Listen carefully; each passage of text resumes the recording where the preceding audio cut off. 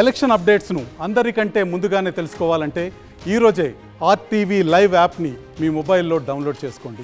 నరేంద్ర మోడీ నిండా నూరేళ్ళ ఆయుష్ ఉండి మనందరికీ ప్రధానమంత్రిగా దేశ సేవ చేసుకోవాలని గట్టిగా మొక్కి మన అందరినీ మోసం చేసినోడు కాంగ్రెస్ వాడు ప్రభుత్వం తొందరగా ఊలిపోవాలి ఈయన తలపాడు వాళ్ళగా అని ఒకసారి మొక్కేసి తొందరగా ప్రభుత్వం కూలిపోతే భారతీయ జనతా పార్టీ ప్రభుత్వం మళ్ళీ ఈడ కూడా రావాలి. నరేంద్ర మోడీ ప్రభుత్వం తెలంగాణ రావాలి. 10 సంవత్సరాలు ఉన్నోడేమో తీసుకుపోయి కాళేశ్వరంలో పడేసిండు, ఇప్పుడు ఉన్నోడేమో ఉన్న పైసలు అప్పులకు సరిపోతున్నాయి. కానీ వాగ్దానాలు మాత్రం తెలుసు, అప్పుల పాలైపోయింది రాష్ట్రం, పైసలు లేవని తెలుసు కానీ అబద్ధం వాగ్దానాలు చేసి గద్దెనెక్కిండు కాంగ్రెస్.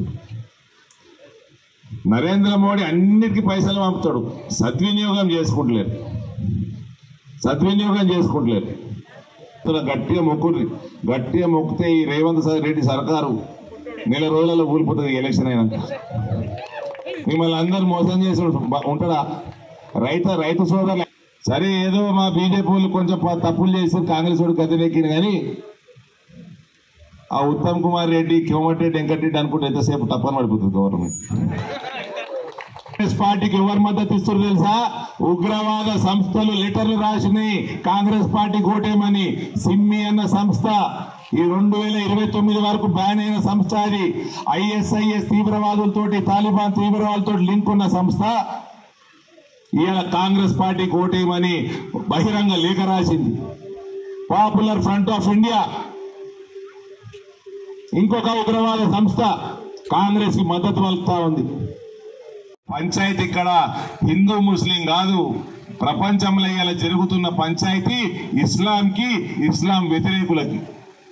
భారతదేశంలో హిందువులు ఉండే, ఇరాన్ల పంచాయతీ హిందువులు లేరు, ఇరాక్ల పంచాయతీ హిందువులు లేరు, ఇజ్రాయెల్ పంచాయతీ హిందువులు లేరు, పాకిస్తాన్ టెర్రరిస్ట్ మయమైపోయింది హిందువులు లేరు, ఆఫ్ఘనిస్తాన్ అంతా తాలిబాన్ అడ్డా హిందువులు లేరు.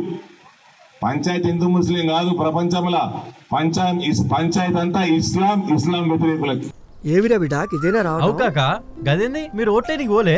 ఎవరికేస్తే ఏం లాభం? పెట్టిన దానికి 10 ఇంతలు సంపాదించేటోళ్ళే. తెల్లని అన్ని పాలు కావు, నల్లని అన్ని నీళ్లు కావు. మోడీ చెప్పి అవు మామా, మనం ఓటు వేస్తుంది మన ఆర్థిక వ్యవస్థను ఇంకా పెంచడం కోసం. ఎన్ని కష్టాలు వచ్చినా మన కోసం నిలబడుతున్న గొప్ప నాయకుడి కోసం. ఒకప్పుడు టెర్రరిస్టుల విధ్వంసాలతో, నక్సలైట్ల దాడులతో దద్దరిల్లిన నా నేల ఈ రోజు ఎక్కడా ఉగ్రవాదుల దాడులు లేకుండా, మతం పేరుతో మారణ హోమాలు లేకుండా ప్రశాంతంగా ఉందంటే కారణం మోదీ కాదంటామా? మోదీ గారి అడుగులో అడుగు వేస్తూ నేనుంటాను. మరి మీరు కమలం గుర్తుకి ఓటేద్దాం, బీజేపీని గెలిపిద్దాం. మన అందరి నేస్తం బీజేపీనే గెలిపించేద్దాం.